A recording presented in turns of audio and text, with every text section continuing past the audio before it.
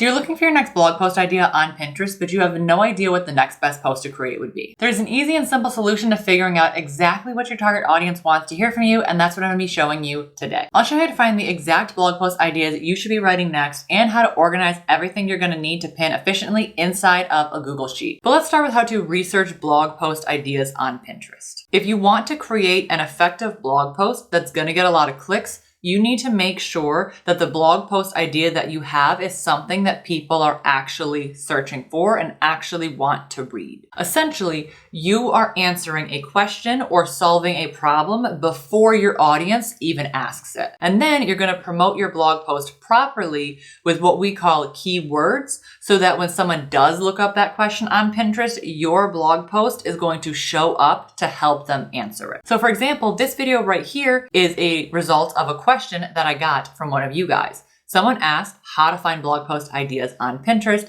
and I know that they aren't the only person asking that question, so I created this video. And you are going to do the same thing with Pinterest. And this method that I'm going to teach you works whether or not you already have an idea in your head of what blog post to write next. If you don't have an idea and you want Pinterest to tell you what to write about next, all you need to do is start searching for things in the Pinterest search bar that are related to your niche. Because Pinterest is a search engine, it is not a social media site, so we're basically going to use it like you would YouTube or Google. So let's say your niche is helping vegetarians find delicious meals. You're going to get inside the head of your ideal viewer. And you can start out broad by just searching vegetarians into the search bar. Now this is going to give you a list of things that people are searching up, and these are keywords. So if we were to look up vegetarian snack recipes, all of the pins that show up are going to be related to vegetarian snack recipes. Of course, right? Because that's how it would work on Google. Pinterest is the exact same way. Now, there are good keywords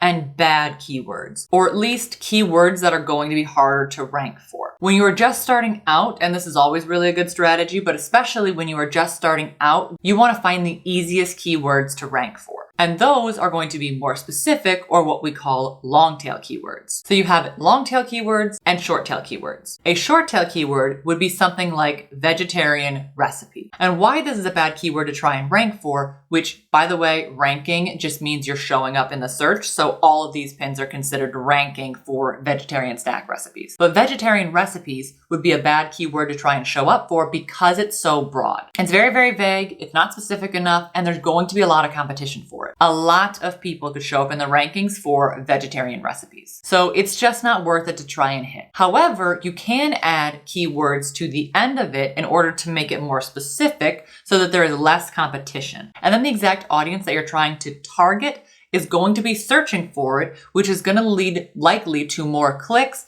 because your blog post answers their exact question instead of just a general search. So if we head back to Pinterest and we start tacking on keywords to the end of our search term, we'll eventually get a very, very specific keyword phrase to use. And once you stop getting suggestions, that means that that is as far as that keyword goes. Nobody else needed to add anything to the end of that keyword to make it more specific, and they found what they were looking for. Now, this doesn't mean that you have to go this far. You could stop wherever you want along that keyword chain, but once you stop getting suggestions, then that means that you reach the end of that keyword chain. And then it's as specific as you can get. Now later on, I'm going to show you exactly where these keywords need to go in order to craft the best blog post and title to help you get clicks, because recipes, vegetarian snacks, easy is not a good title and not something that you want to use, but there are places that you can put these keywords in order to help you show up in this search term anyway. Using the search bar is one way that you can find keywords, and doing this is going to help you figure out what your next best blog post idea can be, because if it's showing up in the search bar, that likely means that it's good enough to write a blog post on. But unfortunately, we have no idea how many people are actually searching for the term that you're looking up. There's no way to find the exact search term of a volume on Pinterest, so you have to use your best judgment. But there are things that you can do to make your decision a little bit easier. If you check out the pins that are ranking in search for a term that you want,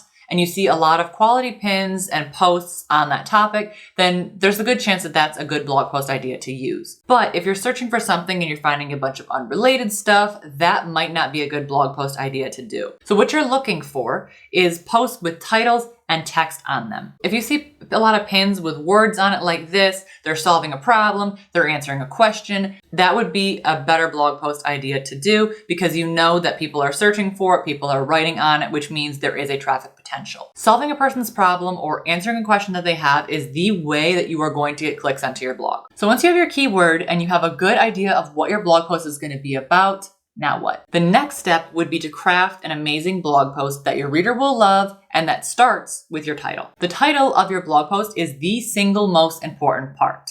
Why? Because it is going to be the first thing that your reader sees. Your title is what's going to determine if someone clicks on your blog post or not. So you could have the most amazing blog post written, but if your title doesn't grab attention, no one's ever going to read it. Now, your keyword that you have found can absolutely influence your title, but it shouldn't necessarily be the exact title because it's important that your title is exciting and compelling and makes people want to click and learn more, not just tell them exactly what the topic is in a very boring fashion. For example, let's say your main keyword is how to start a blog. You could use that directly as your title, but it's kind of plain and it's likely not going to stand out with the sea of other Pinterest pins that people are going to find when they are searching on Pinterest. A better title could be something like How to Start a Blog in 2024, the ultimate step-by-step guide for beginners. This title still is based on your keyword, it's still in there, but it is more exciting and it's more specific. It tells the reader exactly what they're going to get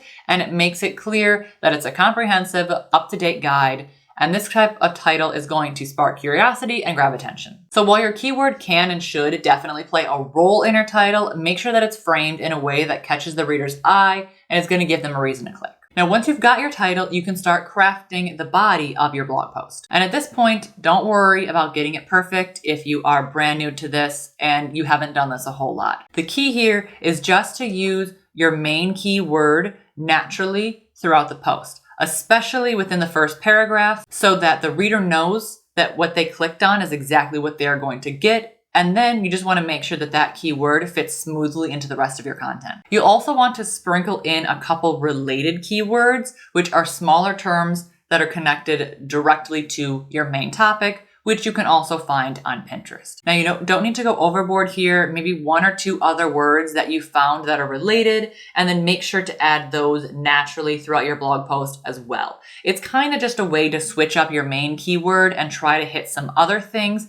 that you could potentially rank for on Pinterest as well, because your blog post can rank for more than one keyword. And that's an easy way to get found on Pinterest, is being able to rank for multiple keywords, which gives you a better chance of getting found. But here is where it can really help to stay organized, and that is where my Pinterest keyword tracker comes in. It's going to help you keep track of all of the keywords that you are targeting for each post so that you don't miss out on any important ones. And if you're interested, you can get it for free in the Pinterest Starter Kit down below. But just make sure to focus on creating a helpful and engaging blog post using the resources down below to help you not only organize your keywords, but also the 10 free pin templates that you'll get as well. And everything else is going to come with time as you continue writing, editing, and learning what works best for your audience. Now, if you found this video helpful, make sure to grab your Pinterest Starter Kit down below so you don't miss out on any of the tips that I'm going to give you now and in the future. And if you like this video, make sure to like, subscribe to my channel down below, and I'll see you in the next one.